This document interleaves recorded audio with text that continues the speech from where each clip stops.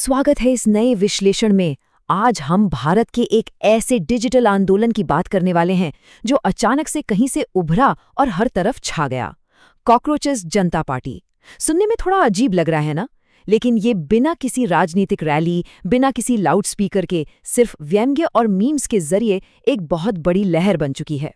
ये एक ऐसा मूवमेंट है जो आपको हंसाता भी है और साथ ही साथ पूरे सिस्टम पर बहुत ही तीखे सवाल भी खड़े करता है। अब सबसे बड़ा सवाल ये उठता है कि आखिर पढ़े लिखे बड़ी बड़ी डिग्रियों वाले युवा खुद को कॉकरोच क्यों कह रहे हैं।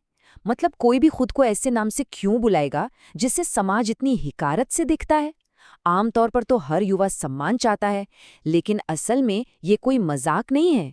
ये उस सिस्टम को आईना दिखाने का एक बहुत ही अलग और तीखा तरीका है जो युवाओं की असली समस्याओं को लगातार नजरअंदाज कर रहा है।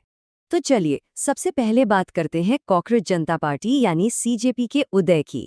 अगर हम सीधे आंकड़ों की बात करें तो इंस्टाग्राम पर इनके करीब 15 से 20 लाख, जी हाँ, 2 मिलियन फॉलोअर्स हैं। ये नंबर साफ साबित करता है कि ये कोई छोटा मोटा इंटरनेट जोक बिल्कुल नहीं है। इतनी तेजी से इतने सारे लोगों का जुड़ना ये बताता है कि देश का एक बहुत बड़ा वर्ग इस पूरे डिजिटल विद्रोह से खुद को गहराई से जोड़ पा रहा है। अब ये सोचने वाली बात है कि इसके पीछे आखिर दिमाग किसका है। तो इसके पीछे है 30 साल के अभिजीत। इन्होंने बॉस्टन यूनिवर्सिटी से पब्लिक रिलेशंस में बाकायदा मास्टर्स किया है। और दिलचस्प बात यह है कि 2020 से 23 के बीच ये राजनीतिक चुनावों में सोशल मीडिया और मीम कैंपेन्स भी चला चुके हैं। तो जाहिर है इस पूरी मुहिम के पीछे कोई नौसिखिया नहीं, बल्कि एक ऐसा इंसान है जो इंटरनेट और जनसंपर्क की ताकत को बहुत अच्छी तरह समझता है। लेकिन ये सुव्यवस्थित मीम मशीन आखिर शुरू कैसे हुई? आइए इस विवाद की शुरुआत पर नजर डालते हैं। कहानी शुरू होती है 15 मई 2026 को। सुप्रीम कोर्ट की एक टिप्पणी में कॉकरोच शब्द का जिक्र आता है। हालांकि 12 घंटे के अंदर ही ये सफाई भी आ गई थी कि वो टिप्पणी सिर्फ उन लोगों के लिए थी जिनके पास फर्जी डिग्रियां हैं। लेकिन तब तक बात इंटरनेट पर आग की तरफ फैल चुकी थी। युवाओं को लगा कि ये उनके संघर्ष और बेबसी का सीधा मजाक है। इस घटना के ठीक 24 घंटे बाद अभिजीत ने एक्स पर एक गूगल फॉर्म शेयर कर दिया ताकि इस बिखरे हुए गुस्से को एक दिशा दी जा सके। और देखते ही देखते कुछ ही हफ्तों में ये एक विशाल डिजिटल आंदोलन बन गया।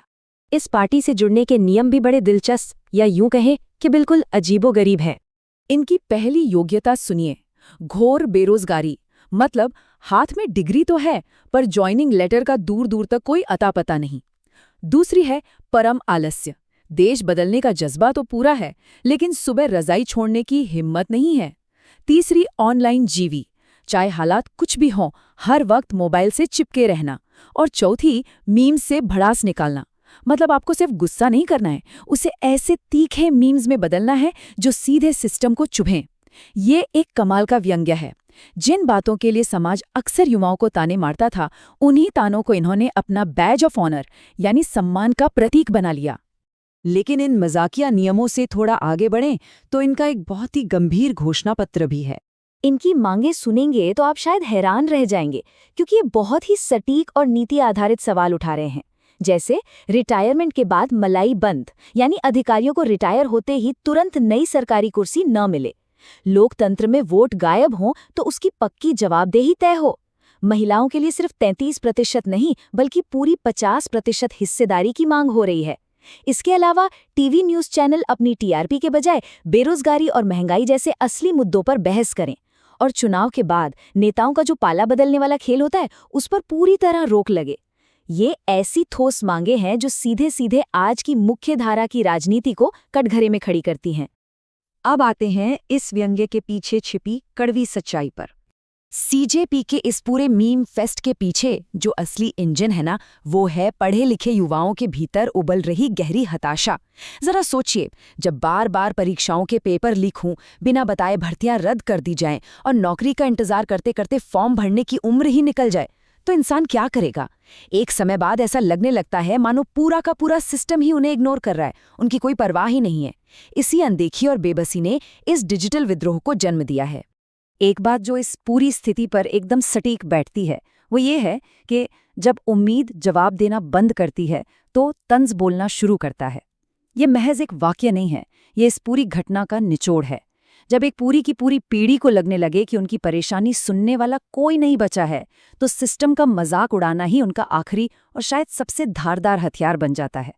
तो अंत में सवाल यही है, क्या ये सिर्फ एक इंटरनेट का तमाशा है जो कुछ दिन ट्रेंड करेगा और फिर बाकी चीज़ों की तरह गायब हो जाएगा, या फिर ये इस बात का एक स्थायी संकेत है कि अब हाशिए पर खड़े युवा जवाबदेही मांगने के लिए नए, अलग और तीखे तरीके अपना रहे हैं? जब सिस्टम से भरोसा टूटता है तो विरोध की भाषा कैसे बदलती है, ये वाकई सोचने वाली बात है।